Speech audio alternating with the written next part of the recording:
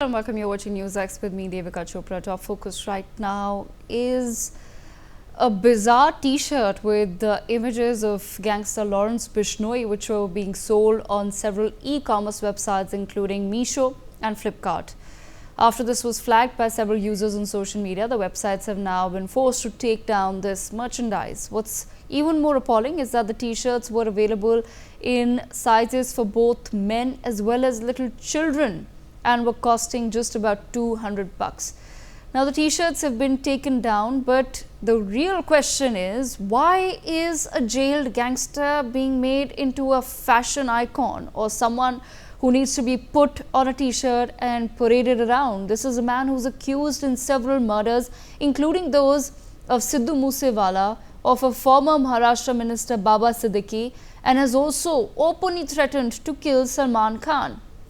Why is one of the world's most notorious gangsters then being glorified by e-commerce giants? What action can be taken in this wake-up call that we have received today as a society? I take this conversation forward. I have with me Advocate Naveen Chomal, who's a senior lawyer. We also have with us Vicky Nanjappa, senior journalist, and we have Dhanraj Vanjari, a former police officer.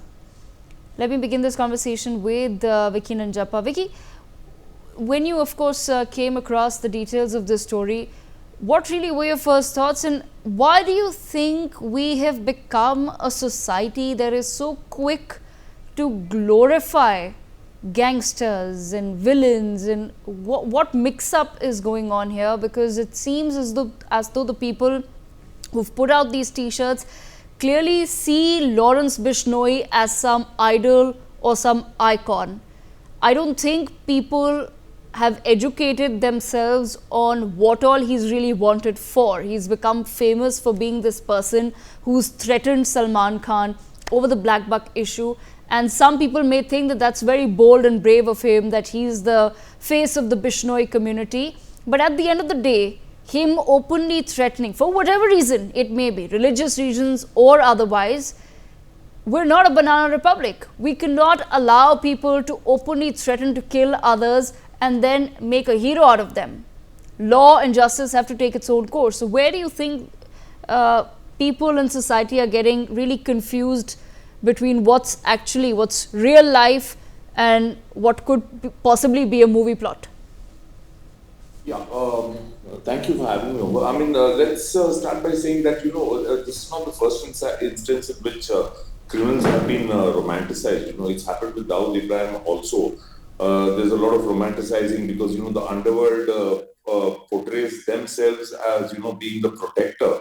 So, in that respect, I find it actually, not very surprising that, they would try and make this man wanted in so many criminal cases, having links with Canada, considering it's such a big issue with India today, being made out to be a hero. And the public doesn't seem to understand, a lot of them don't seem to understand that, romanticizing these people, such characters, is not going to have any, good impact at the end of the day, because at the end of it, killing is not, valid or even a solution to any kind of problem, because there is an Indian legal system which has to act accordingly.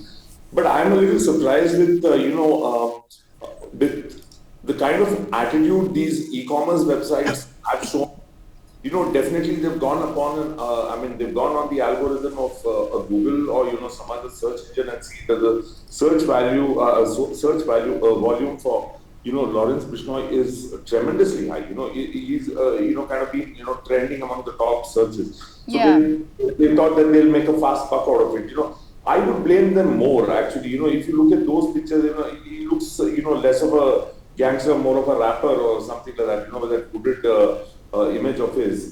So to cut a long story short, I think even the public should be made aware that, they should not, encourage such things. And of course, strong action needs to follow against these e-commerce websites. Just taking down that those goods on their respective platforms is definitely not the solution. I think they need to be penalized very, very heavily, because today it could be Lawrence Bishnoi, tomorrow it could be Dawood Ibrahim. You never know. Okay, Naveen Chobal, bring into the conversation. Naveen Chobal, is there some action then that ought to be taken against the e-commerce platforms, or does the law today allow for some action to be taken?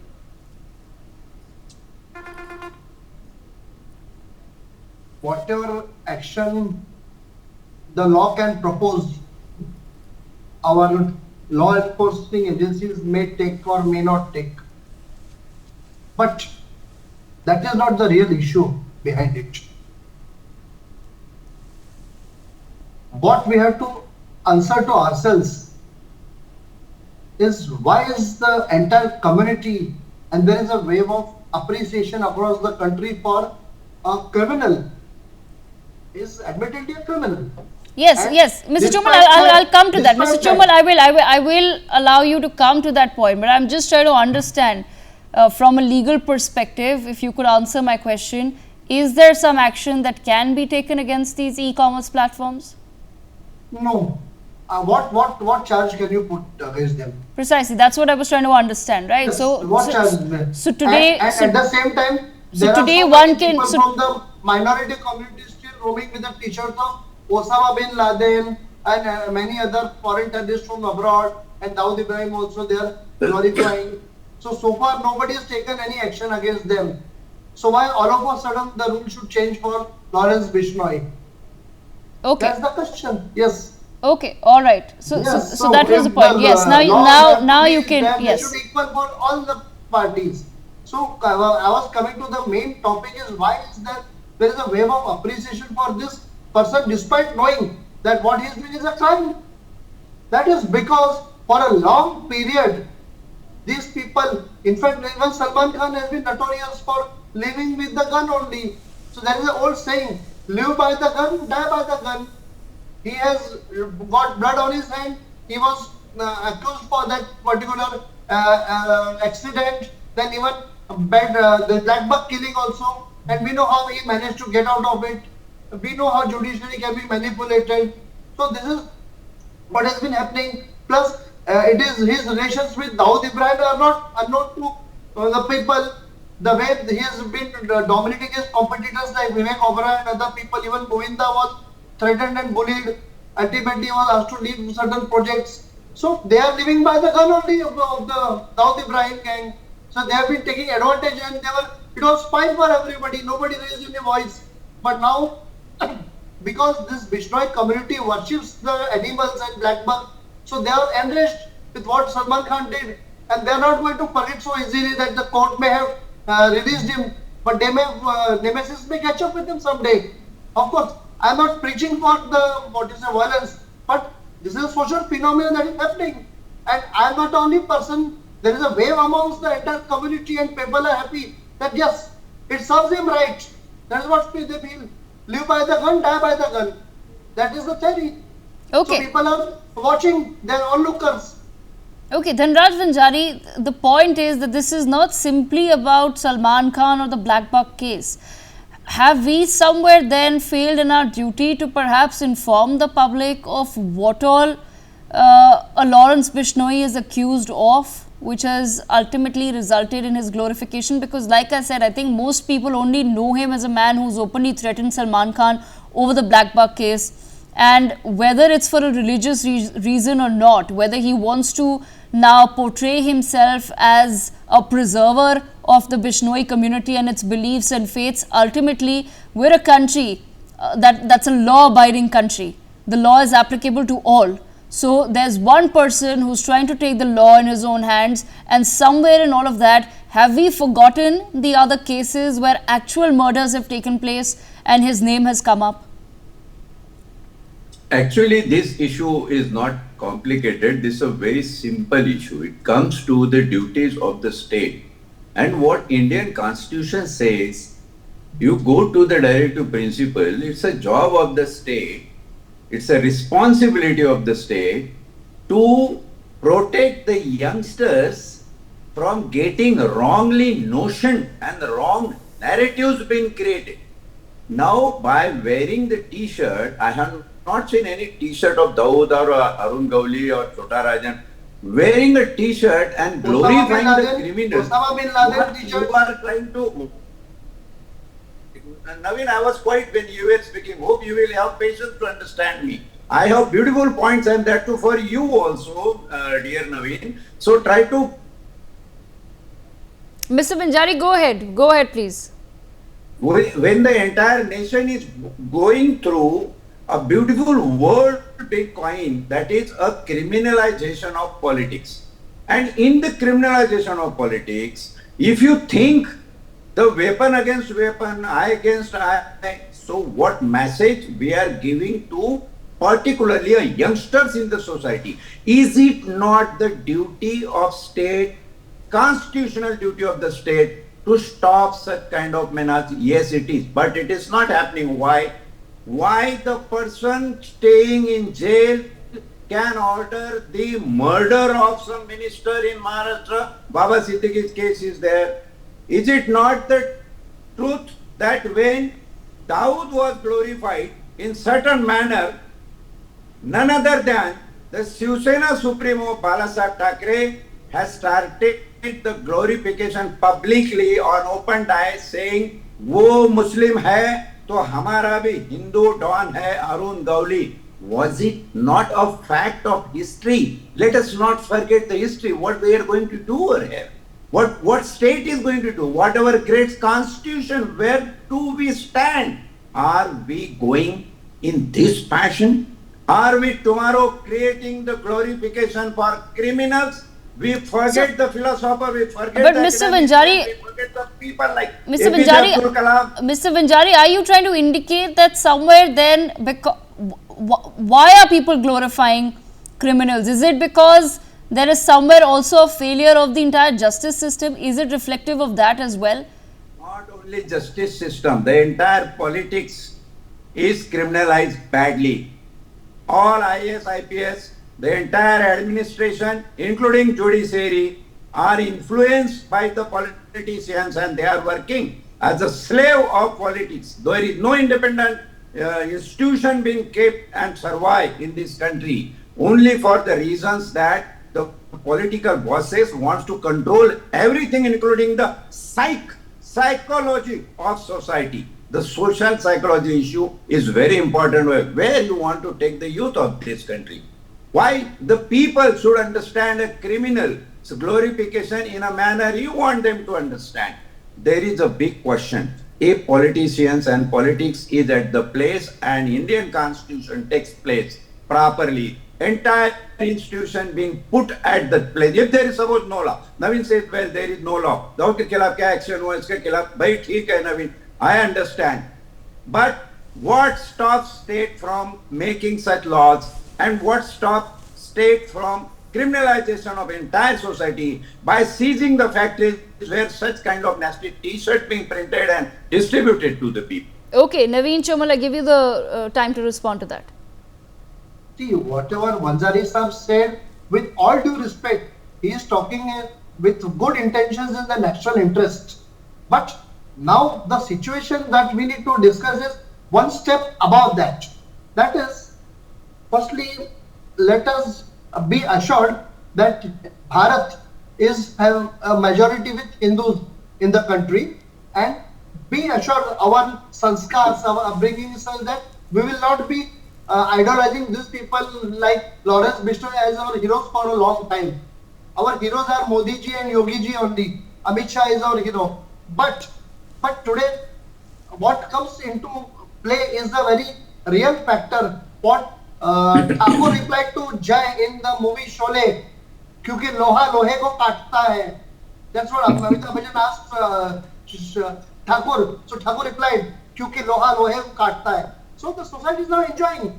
All these decades, these people have been enjoying on the guns of Dawood Ibrahim.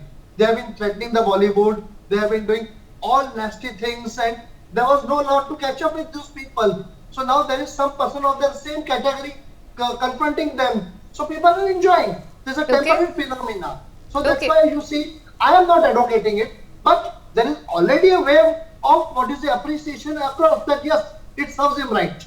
Okay, but Vicky Nanjappa. Okay, I want to bring Vicky into the conversation. Vicky, have we then also perhaps as media gone wrong somewhere in our understanding and our coverage of a gangster like Lawrence Bishnoi and his activities? And what do you think really has led to the creation of this anti-hero aura that some people now have started attributing to this man Lawrence Bishnoi, and they're not really understanding the magnitude of the cases that he is involved in? Just a few days back, we were covering the fact that there is now a red corner notice against his brother Anmol Bishnoi, who happens to be running around in several different countries abroad.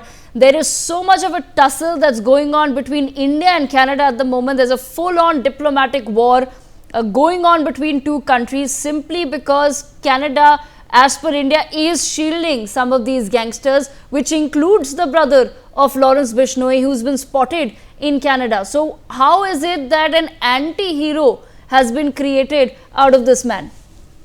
Yeah, the thing is, the biggest threat anybody can issue in this country today is, I'll take you to court, because you know how our justice system drags.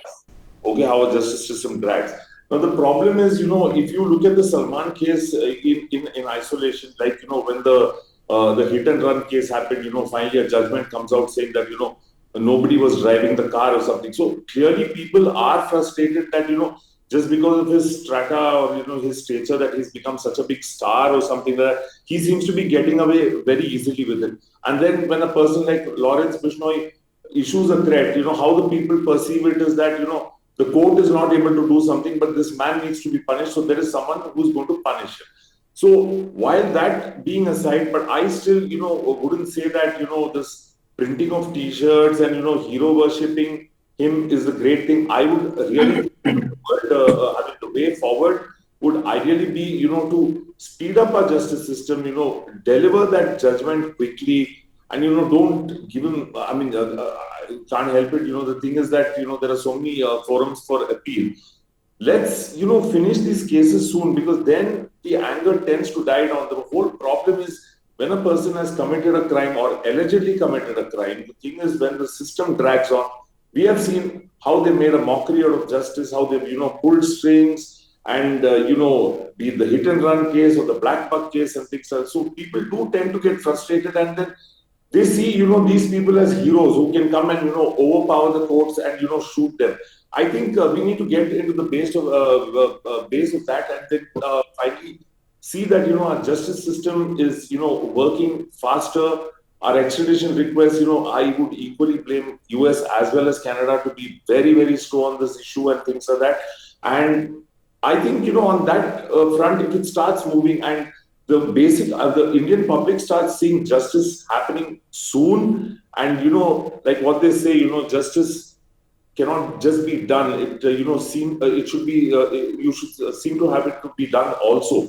So I think it is that delay and this complete, playing around with the judiciary is what has riled up the public, and that is why a person like But Vicky, it also begs us then to ask a question about the overall health of the society, because it's not just a Lawrence Bishnoi. We also saw in the largest democratic exercise in the world, a man, a Khalistani radical like Amit Pal Singh being sworn to become a member of parliament, or rather being voted to become a member of parliament by the people of Punjab in a particular constituency. Now, this is a man who is routinely called for a separate Punjab, who's spread separatism in parts of Punjab against India, and he continued on with an anti-India agenda. So why is it that people were so convinced with what he had to say, or why is it that people are so convinced with what a Lawrence Bishnoi wants to portray himself as?